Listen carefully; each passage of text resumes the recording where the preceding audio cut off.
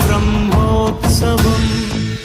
బ్రహ్మాండ నాయకుని బ్రహ్మోత్సవం బహురూపధారునికి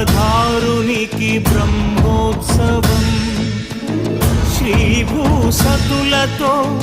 శరణాగతులతో శ్రీభూసతులతో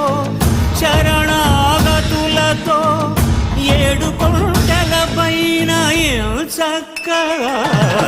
బ్రహ్మరూపునికి